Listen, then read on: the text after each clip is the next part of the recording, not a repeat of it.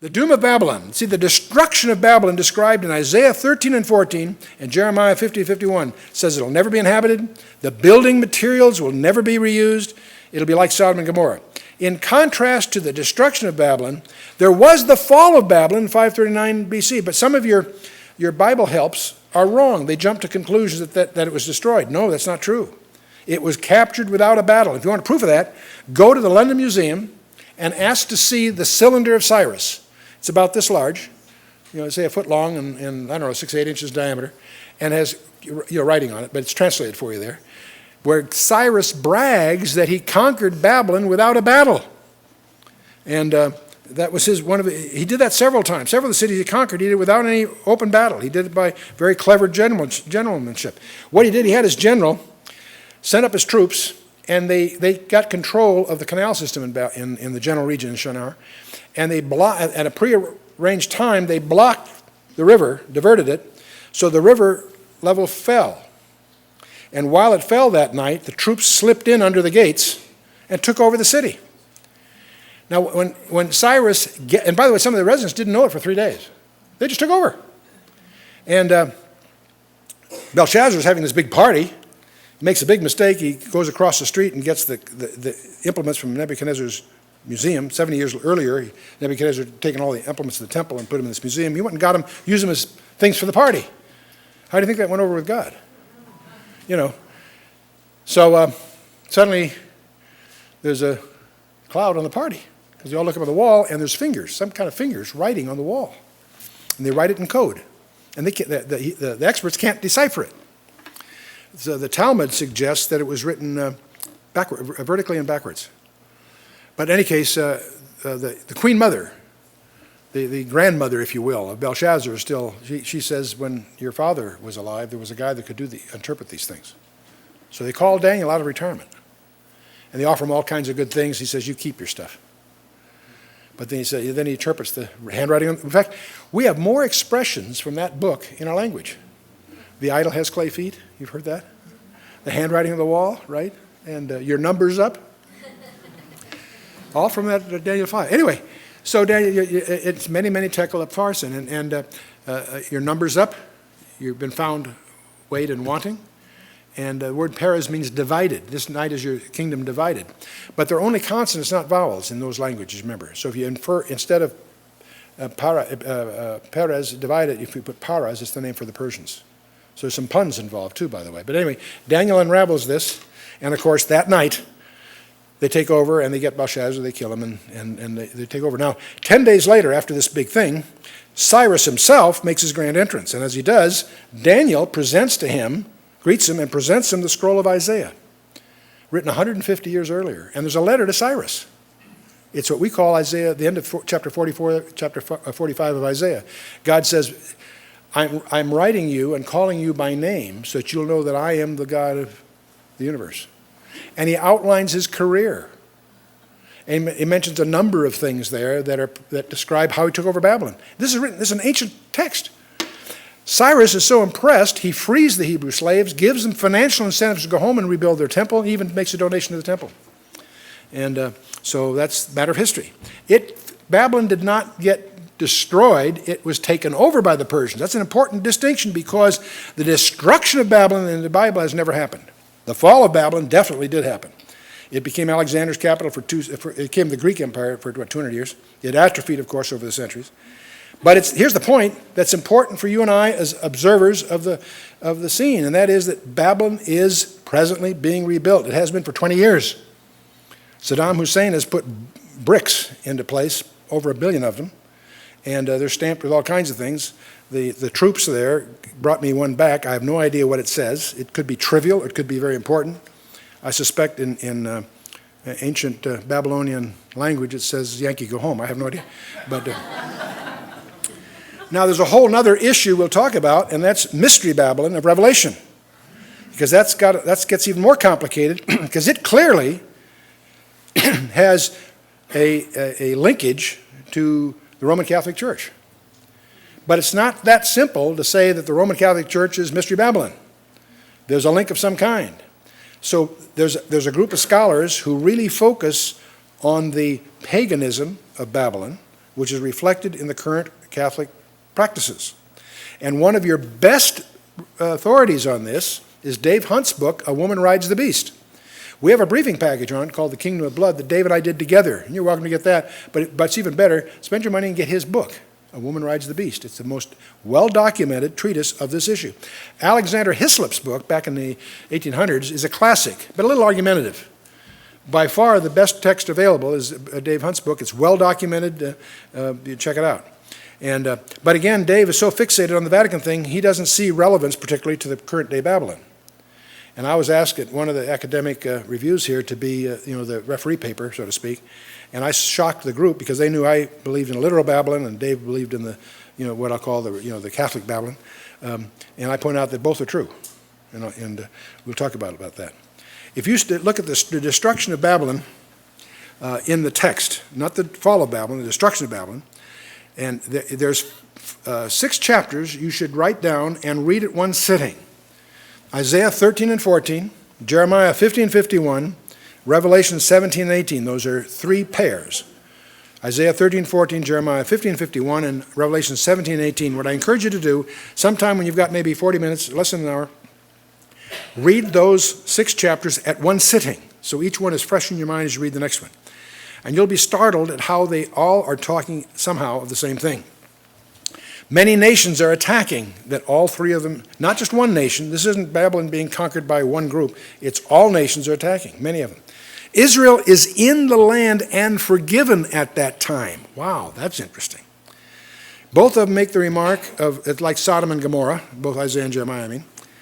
Both of them say it'll never to be inhabited, bricks never be reused. This chart lists all the different, there's 8 different verses that deal with that.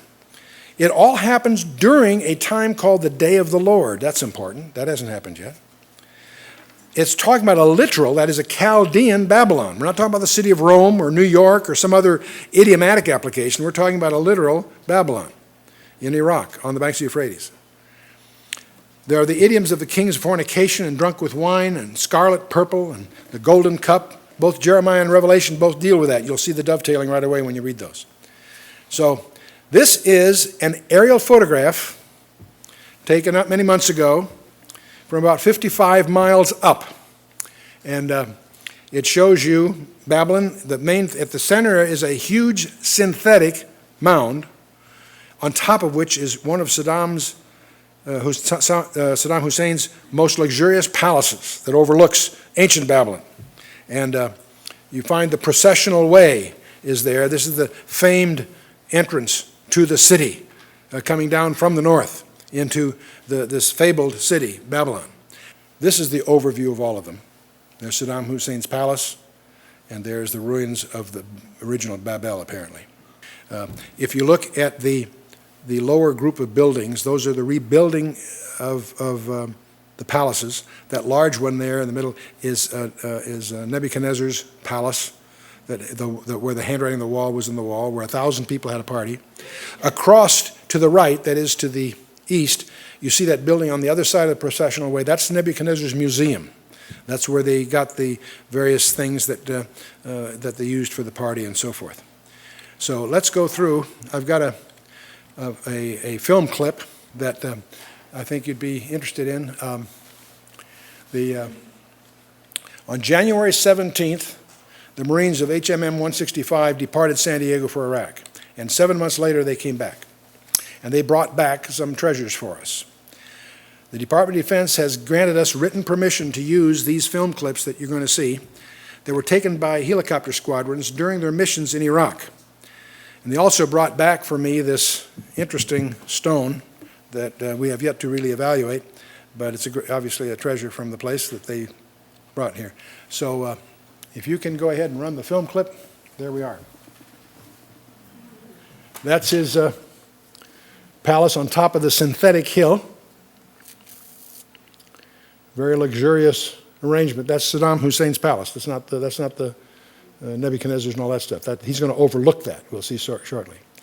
As you watch the film, you'll see that it's a gunship. These are Marines that did this for us. And get a chance to see this Very ironic, the guy that built that palace was living in a hole. But anyway, here is you can begin to see the building, how much of this has been reconstructed from ancient Babylon.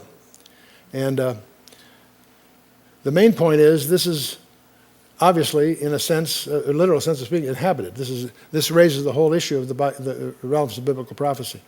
There's some more shots of his palace, which is so conspicuous there, but overlooking all these ruins. Here's some more shots of the reconstruction that's going on.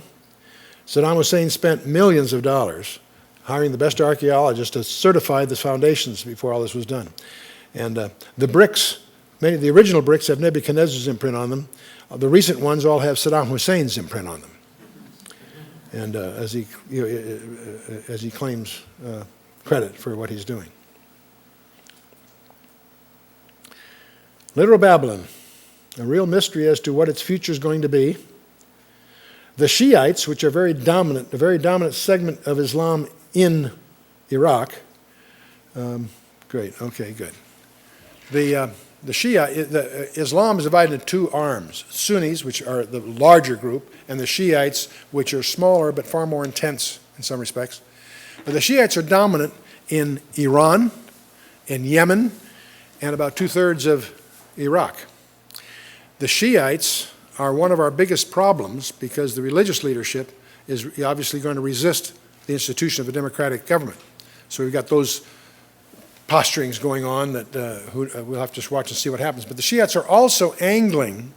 What they want is they want control of Babylon because they want to establish it as a capital, their capital, in contrast to the Jewish Jerusalem. Now, what happens there is anyone's conjecture, we'll see. But I think it's going to be very relevant for all of us to really understand that as the months go by, Babylon is going to come front center on the world politics. And what we can expect as Bible students, not necessarily next year, it might take 20 or 30 years, I have no idea. But somewhere along the way, I believe Babylon is going to emerge as a major, not necessarily the major, but a major power center on the planet Earth. One of the things that would not surprise me, even though there's no evidence of it today, I wouldn't be a bit surprised if not only Islam takes interest in Babylon, which is predictable, but that the Roman Catholic Church will take a major interest in it.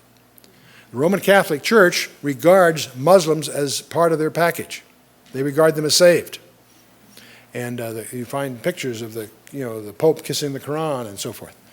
So there's a strange rapprochement occurring between the Vatican and Islam anyway. So we're going to watch this with great, great interest because as students of the Bible, we believe it's going to have to rise to major power in order to receive the judgment that God has described. There's a little more background that might be useful here. By the way, this is a glimpse of the stone that they brought back for me. I have no idea what those imprints mean. I've got to solicit some expertise to try to help interpret what that means. But whatever it is, and that's our little trophy as a gift from the Marines that were taking the picture. And people ask me, Chuck, where do you get all these stuff? You must have an incredible network. Well, I used to have, but I'm getting kind of old. That's out of date. Our biggest network are our subscribers. We've got the most interesting subscribers, the most interesting places that watch for opportunities and send us stuff. And that's one of the most exciting things. Some of the most exciting treasures are things that just come from various people that are in very key places that are our subscribers.